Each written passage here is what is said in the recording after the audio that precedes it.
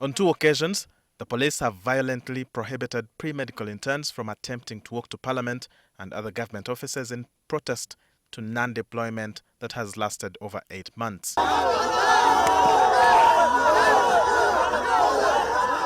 For a fact, Government and Ministry of Health said they cannot deploy the nearly 2,000 health workers in waiting due to a shortage of funds.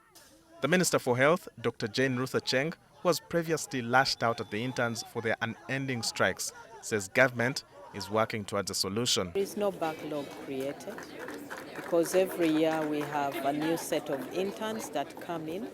Many of you will recall that previously we used to deploy interns in the month of September. When COVID came in, we had to make adjustments to the month of April. So similarly, we can still make adjustments, and perhaps it will be much better if the adjustment was to the month of July so that it coincides with the financial year. It would be easier actually to manage. When asked about the gap created by the failure to deploy the interns, Acheng said she doesn't see one. I am not aware of any stress from the facilities. Government enhanced salaries of doctors, so the doctors are there working. When the interns come in, they do a good job, but at the same time, we are cognizant of the fact that they are doing their apprenticeship training. They are not actually there to give the services. The doctors who are there to give the services do give the services.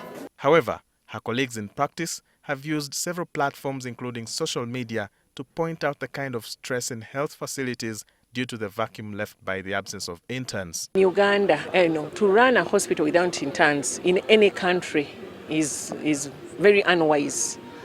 I think we are in Uganda right now, by not deploying the interns, we are, I would say, hiding our heads in the sand. We really need these young people. They are the future of our medical health system. All of us, I was an intern, and I clearly remember the year when I was an intern. Hectic, busy, sleepless night from day one.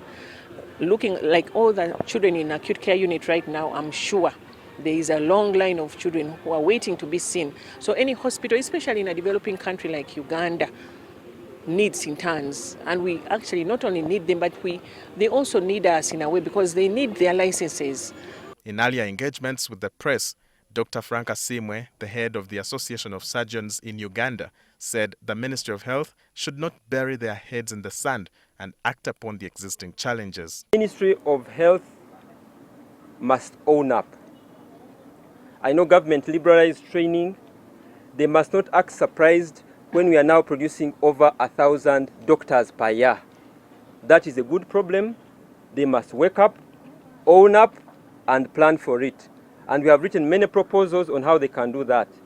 They can begin by checking how many students are being admitted at Makerere, Bara University, Gulu, UMU, KCU, KIU, IUIU, Busitema.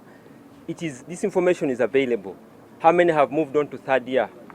How many have reached 5th year?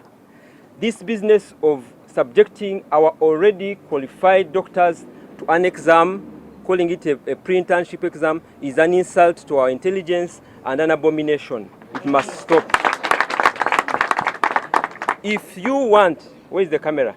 If you want, please make the 5th year exam a national exam. Yes. Exactly. Set across board so that all finalists, regardless of where they are, they do this exam. He also made some recommendations on how to resolve some of the long-standing issues. By the time I was doing my internship in 96 and 97, I was a doctor with an appointment from the Ministry of Public Service with a salary. That must be reinstated. The problems we are having right now is because we are dealing with knee-jerk problems. It's a waste of resource to train a highly skilled person, some of the cream of our very cream of Uganda, train them for 5 years and then put them on basically Katebe.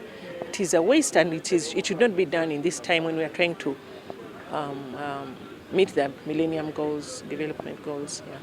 There is no doubt Uganda needs more manpower to match up the global recommended standards of the health workforce. Currently, the doctor-to-patient ratio stands at 1 doctor to 20,000 patients against a global recommendation of 1 doctor to at least 1,000 patients. Walter Mwesigye, NTV.